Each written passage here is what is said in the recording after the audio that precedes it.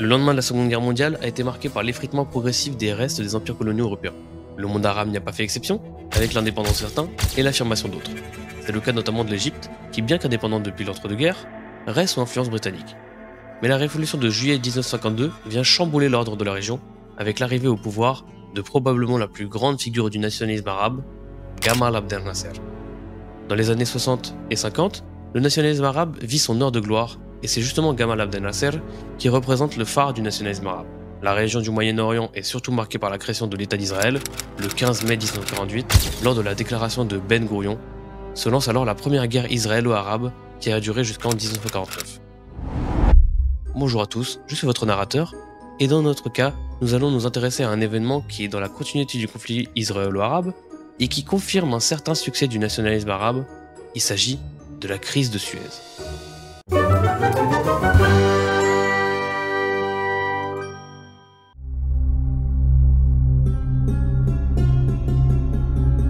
En 1914, la Grande-Bretagne place l'Égypte sous protectorat en opposition à l'Empire ottoman, suite à son entrée en guerre.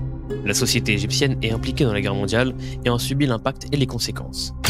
70 000 Égyptiens ont participé aux opérations britanniques, des centaines de milliers sont recrutés par corvée pour participer au travail nécessaire à la guerre, dont la production de nourriture telle que du blé. Au sortir de la Grande Guerre, l'Égypte est galvanisée à l'idée d'acquérir sa souveraineté.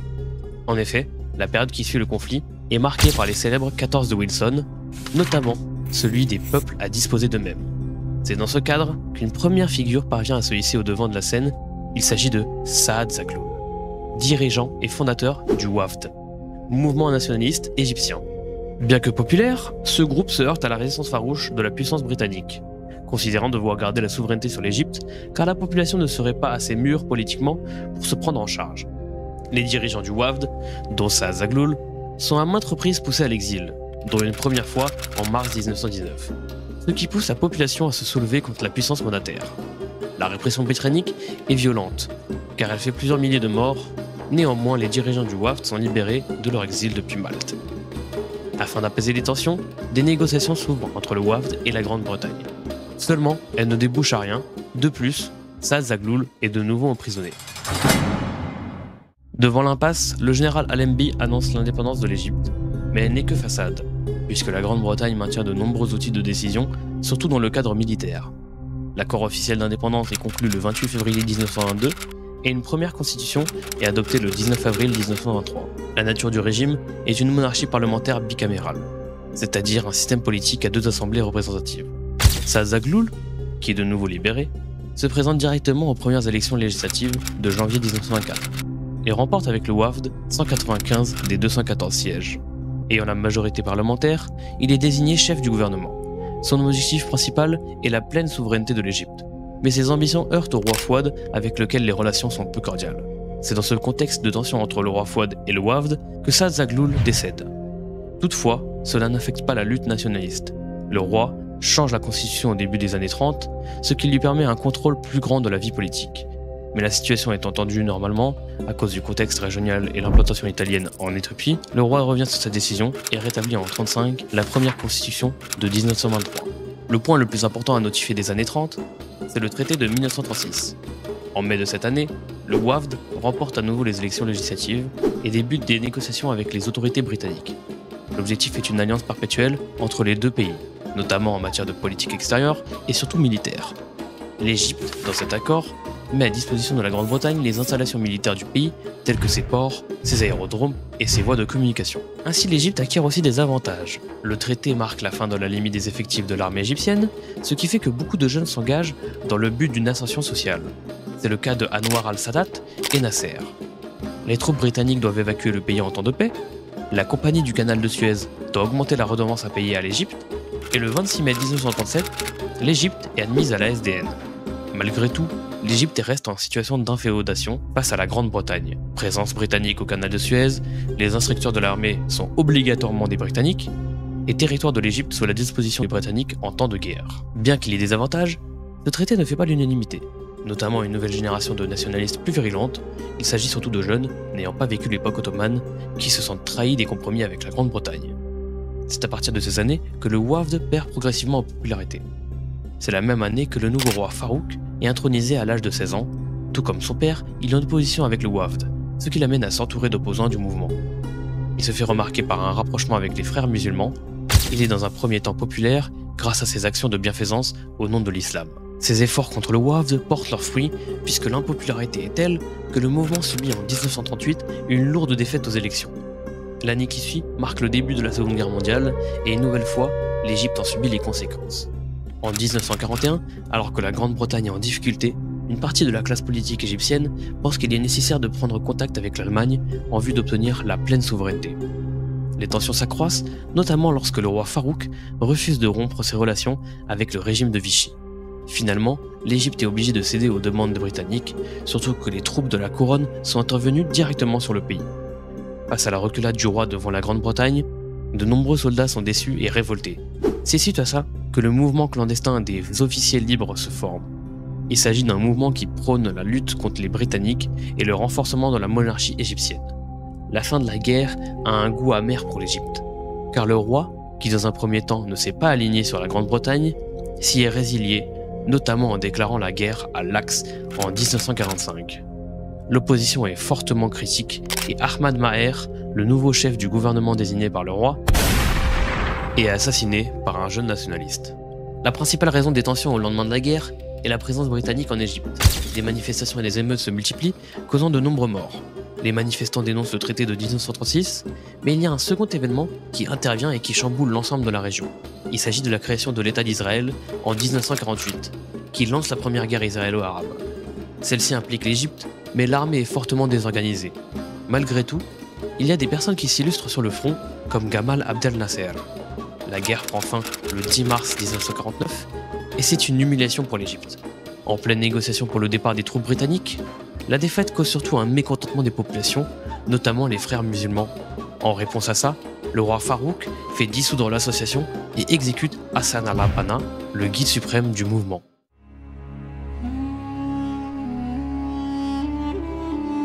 Le début des années 50 est marqué par la multiplication des affrontements entre les Égyptiens et les soldats britanniques. Les tensions ne font qu'augmenter et l'apogée atteint le 25 janvier 1952, lorsque les Britanniques ont attaqué une caserne de police qui causa la mort de 50 personnes. C'est cette même année-là, en juillet, que le mouvement des officiers libres lance dans la nuit du 22 au 23 un coup d'État contre la monarchie.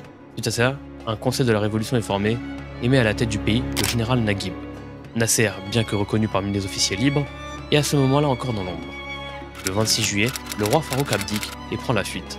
Dans un premier temps, les officiers libres ne se prononcent pas sur leurs intentions et établissent des institutions démocratiques.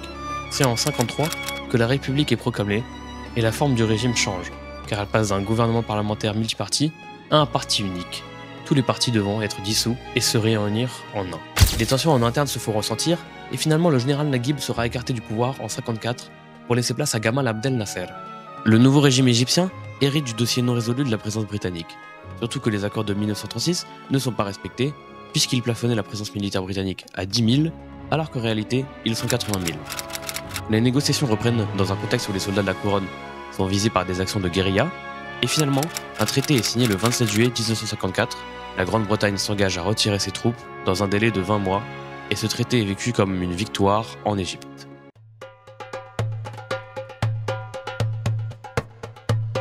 Nasser souhaite prendre la tête du monde arabe. Dès le début de sa présidence, il veut mettre en place un pacte de sécurité collectif entre les pays du Moyen-Orient. Mais la tâche n'est pas du tout de repos, car certains de ces pays, notamment la Jordanie et l'Irak, sont sous le joug de la Grande-Bretagne. La politique de Nuri Saïd, premier ministre irakien, est très critiquée par Nasser, surtout depuis l'accord de Bagdad entre la Turquie, le Pakistan, l'Iran, les États-Unis et plus tard la Grande-Bretagne en 1954. En réponse, Nasser se rapproche de la Syrie et met en place un accord de coopération militaire avec la Syrie et l'Arabie Saoudite. Cet accord est clairement dirigé contre le pacte de Bagdad. En plus de sa politique arabe, à l'échelle internationale dans le contexte de la guerre froide, l'Égypte de Nasser montre un profil neutraliste. C'est-à-dire que Nasser ne souhaite absolument pas s'aligner sur l'un des deux blocs, afin d'avoir pleinement le choix dans ses décisions. Le neutralisme prend l'importance au milieu des années 50, surtout dans les pays dits du tiers-monde. C'est pour cette raison que dans la logique du neutralisme, afin de contrebalancer l'influence occidentale dans la région, Nasser se rapproche de l'URSS. L'Union soviétique propose une aide militaire, car l'Égypte est dans le besoin suite à la guerre contre Israël. Mais avant ça, Nasser se tourne vers l'Occident. La Grande-Bretagne accepte uniquement si l'Égypte adhère au pacte de Bagdad, les États-Unis préfèrent soutenir l'Irak, et la France refuse, dû au soutien de l'Égypte à la cause algérienne. Finalement, Nasser accepte la proposition soviétique et en 1955, un accord secret est signé entre les deux pays. Des armes sont livrées depuis la Tchécoslovaquie, mais le reste du monde comprend rapidement qu'il s'agit d'une initiative soviétique.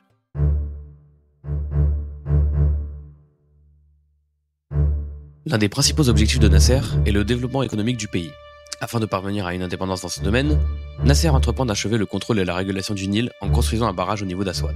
La construction étant coûteuse, Nasser tente de contracter une aide auprès des puissances occidentales.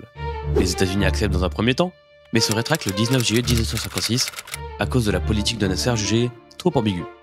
Étant de retour d'un voyage en Yougoslavie, le Raïs apprend la nouvelle, chose qui l'enchante peu. Il est donc nécessaire pour Nasser de trouver un moyen d'engendrer des bénéfices. Il profite donc de l'évacuation récente des soldats britanniques vers l'île de Chypre afin de nationaliser la compagnie du canal de Suez de façon unilatérale. La position des forces britanniques ne permettant pas une intervention rapide pouvant stopper cette opération, ce qui donna un coup d'avance à Nasser. C'est lors d'un discours d'anthologie à Alexandrie face à 200 000 personnes que le président annonça la nouvelle.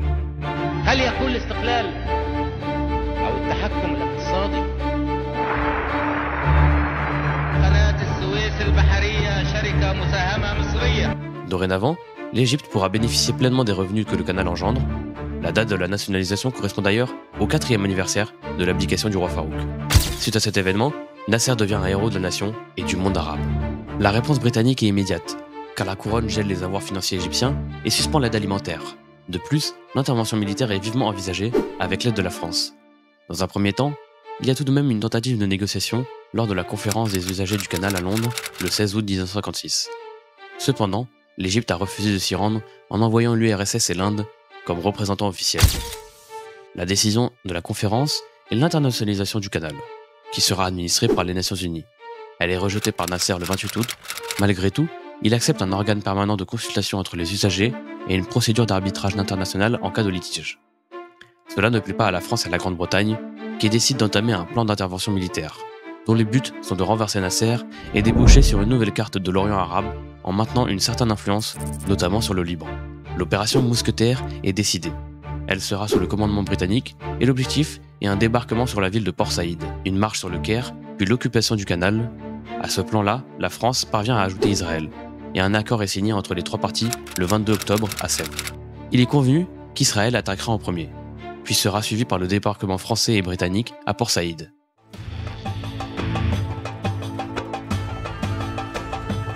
L'attaque est lancée le 29 octobre 1956 par Israël. Immédiatement, les troupes françaises et britanniques quittent l'île de Malte en direction de l'Égypte.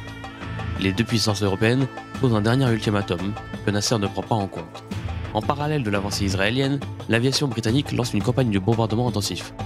En conséquence, Nasser évacue le Sinaï et fait couler des bateaux dans le canal de Suez pour qu'ils deviennent impraticables. C'est ce repli qui permet à Israël d'atteindre rapidement le canal. La réaction du Conseil de sécurité est immédiate, puisque le 2 novembre, une résolution est votée exigeant l'arrêt des combats ainsi que le retrait des troupes israéliennes. Ben Gourion accepte le cessez-le-feu, mais refuse l'évacuation. Bien que l'action militaire soit spectaculaire, l'opération suscite un mécontentement à l'échelle internationale. L'hostilité est telle que les pays arabes suspendent l'approvisionnement du pétrole et la monnaie britannique se fait attaquer sur les bourses internationales, ce que les États-Unis laissent faire.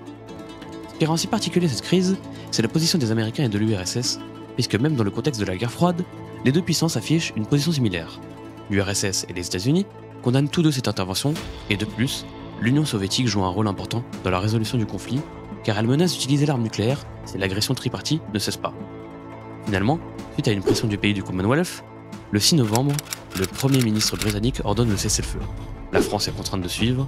Aux yeux du monde, Nasser est un héros. De plus, il parvient à rendre le traité de 54 caduc et donc accéder à une pleine indépendance.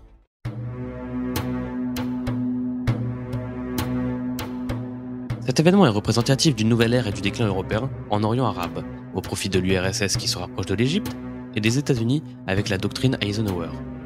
Les puissances se sont discréditées en Égypte, chose qui a entaché leur image, ce qui va se remarquer avec les ruptures prochaines au Moyen-Orient, notamment en Irak, à partir de la révolution de 58.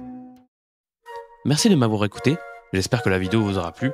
Dans ce cas, n'hésitez pas à vous abonner, à mettre un like ou à commenter, et on se retrouve très vite pour une prochaine vidéo. À bientôt.